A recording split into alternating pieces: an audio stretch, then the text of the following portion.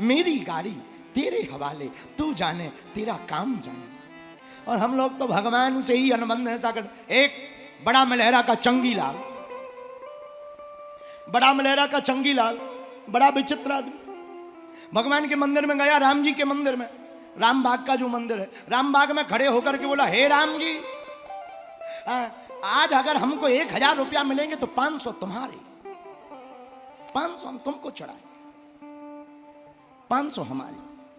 किस्मत की बात, वो बाहर निकला, रोड पर आया, 500 का नोट रास्ते में डला हुआ मिल गया। उसने उठाया, ऊपर की तरफ देखा, हे भगवान, इतनी भी हमारे ऊपर भरोसा नहीं, 500 पहले ही काट लिया। बताओ बताओ, हे हनुमान, इतना भी भरोसा नहीं, पहले ही काट लिया। अरे बाद में ले लेते, हम दे देते। बताओ, ऐसे भी लोग। दूसरा आदमी गया, राम जी, हमारे व्यापार में अगर फायदा हो जाएगा, आधा तुम्हारा। भगवान की कृपा से व्यापार 50,000 का फायदा। इसने सोचा भगवान के पास जाना तो चाहिए, लेकिन महाकंजूस आदमी, अब भगवान को देना नहीं है, तो भगवान के सामने खड़ा होकर के उसने एक लकड़ी ली, लकड़ी लेकर के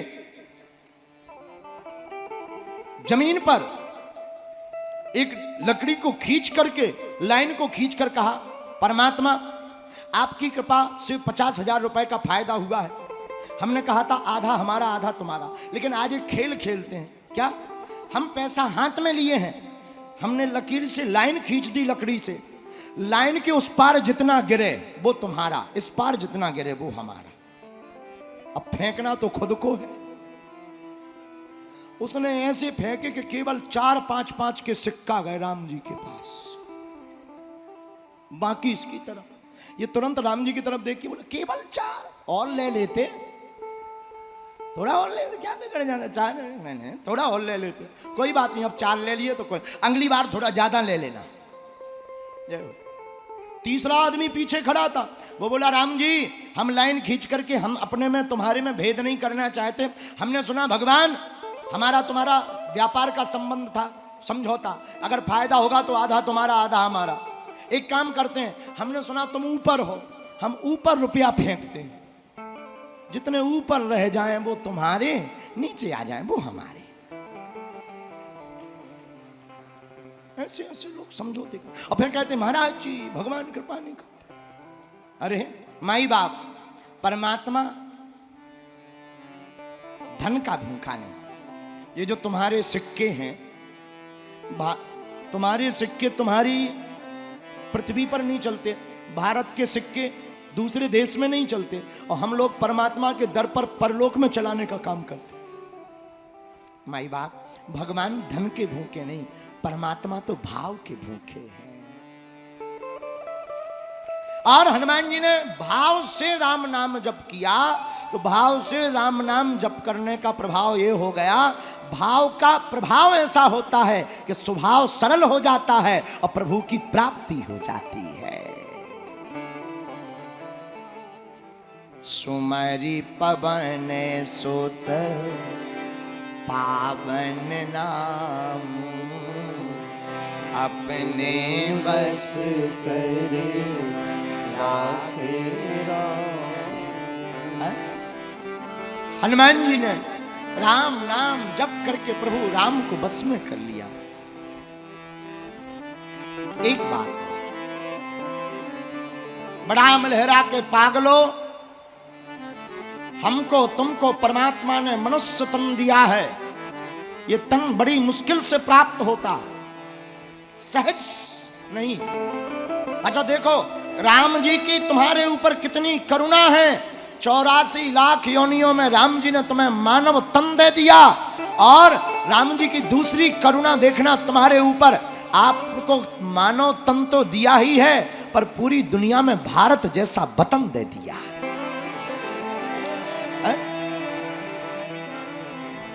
मान लो मानव तन तो होता, पर चाइना में पैदा होती,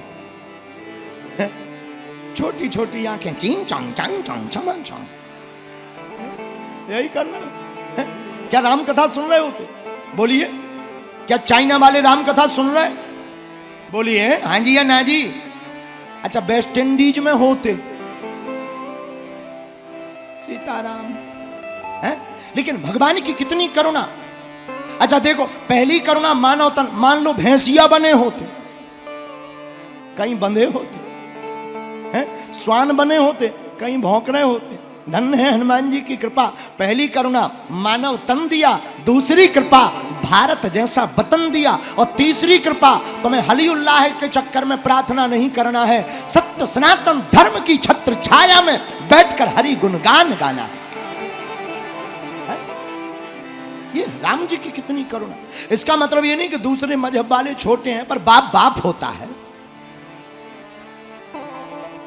हम किसी को छोटा, हम किसी की बुराई नहीं कर रहे, लेकिन अपनी महिमा तो गा सकते हैं। भाई भाई सनातन बाप है, सनातन से ही छत्र छाया सबकी है। तो मेरे पागलो, ये प्रभु की कृपा है कि हमको परमात्मा ने सत्य सनातन धर्म में जन्म लेने का मौका दिया, इसलिए मनुष्य तन मिला है। बड़े भाग मानस तन पावा सुर दुर्लभ सदग्रंथ गावा दुर्लभम मानसम देहे। बड़े भाग्य से मनुष्य का तन मिला, और मनुष्य तन पाकर अपने मुख से अहरनिश राम नाम राम राम राम राम ना जप पाए, हम आपसे बड़ा अभागी इस दुनिया में कौन होगा। अरे हमारे परम पूज्य दादा गुरु जी कहते थे, बालू की भींट धुआं को मंदिर ओछे की प्रीत कबे निवई है। बालू की भींट धुआं को मंदिर ओछे की प्रीत कबे निवई है। तुम राम के नाम को जाप करो, फिर पाप के बाप का धूर दई है। तुम राम के नाम को जाप करो, फिर पाप के बाप का धूर दई है। इसलिए मेरे पागलो, हे बड़ा मलेरा के लोगों, आज तीसरे दिवस की कथा में हम यही कहेंगे, जैसे हनुमान जी ने राम राम राम राम राम राम जप करके राम जी को बस में कर लिया, मरा मरा कह करके वाल्मीकि जी ब्रह्म ज्ञानी हो गए, राम राम पत्थर पर लिख करके पत्थर भी समुद्र में तैर गए और तर गए, वैसे भी तुम ही मानव तन पाकर इस भाव सागर से तर जाओ, राम राम जप करके प्रभु के चरणों में जुड़ जाओ। यही हनुमान जी की कथा का सार है, और यही हनुमान जी की महिमा है। क्या? रघुपति कीन्ही बहुत बड़ाई, तुम मम प्रिय भरतहि तुम मम प्रिय भरतहि। हनुमान जी महाराज की महिमा राम जी अपने मुखार बिंद से एक जगह और गाते हैं। कहा? एक दिन हनुमान जी को भूख लगी, जब रावण का वध हो गया, राम राजा हो गए, भूख लगी, माता जानकी जी के पास पहुंचे, मां भूख लगी। कोई बात।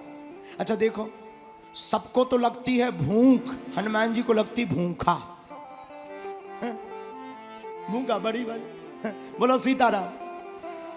माता जानकी जी ने कहा, हनुमान अभी हम स्नान कर लें, इसके बाद में आपको मोदक देंगे। हनुमान जी खुश हो गए। माता जानकी माता स्नान करके आई और अपने माथे में सिंदूर लगाने लगी।